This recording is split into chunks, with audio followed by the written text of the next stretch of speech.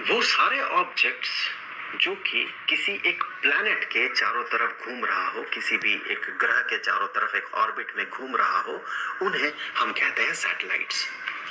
तो चांद भी तो पृथ्वी के चारों तरफ घूम रहा है, तो चांद भी सैटेलाइट हुआ। चांद को हम कहते हैं नेचुरल सैटेलाइट, क्योंकि वो तो नेचुरली बना है। और हम जो ऑब्जेक्ट्स सेंड करते हैं और ऑर्बिट करवाते हैं पृथ्वी के चारों तरफ, अर्थ के चारों तरफ, किसी भी ऑर्बिट में, उन्हें हम कहते हैं आर्टिफिशियल सैटेलाइट्स। अगर फिजिक्स के टर्म में कहें तो हम इन सारे मुद्दों पर बात नहीं करेंगे कि सैटेलाइट टेक्निकली कैसे काम करता है, किस तरह से उसका ट्रांसमिशन होता है।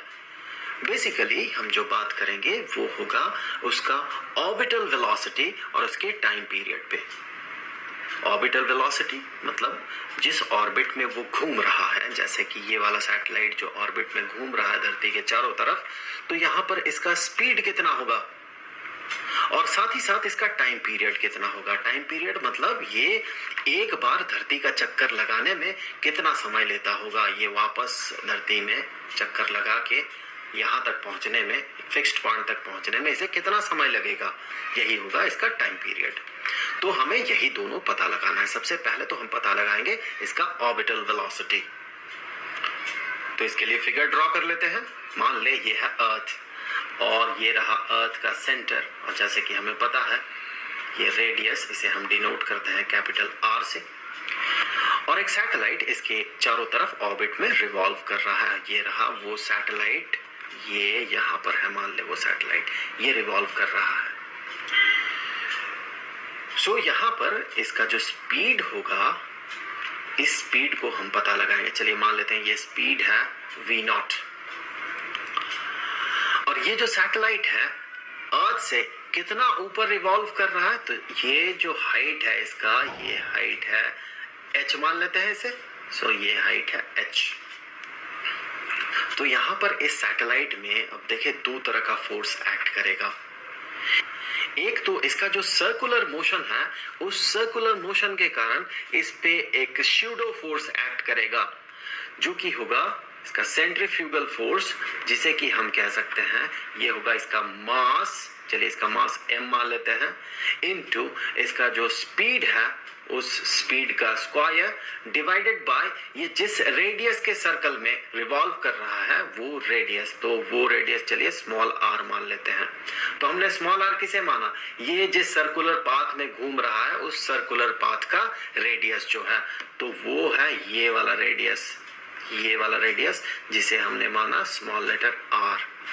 और ये होगा किसके बराबर, देखिए यहां से यहां तक, ये तो हो गया r, कैपिटल R, अर्थ का जो रेडियस है, और ये जो हाइट है, ये हाइट इसे हमने h माना था।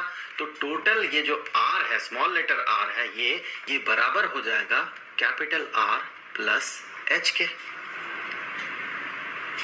और ये तो रहा इसका सेंट्रीफ्यूगल फोर्स, स्यूडो फोर्स, जो इस पे एक्ट करेगा बाहर की तरफ due to its circular motion. और एक फोर्स इस पे एक्ट करेगा अर्थ के सेंटर के तरफ, जो कि होगा ड्यू टू ग्रेविटेशन। सो ये फोर्स जो है ये ग्रेविटेशनल फोर्स है, और इसे नाम दे देते हैं एफ सी, सेंट्रीफ्यूगल फोर्स। तो इस केस में एफ जी जो होगा वो कितना होना चाहिए, जैसा कि हमें पता है gravitational force is equal to universal gravitational constant into जो दो मासेस हैं, हमने इसका मास m माना था, इस सैटेलाइट का मास, तो ये था m।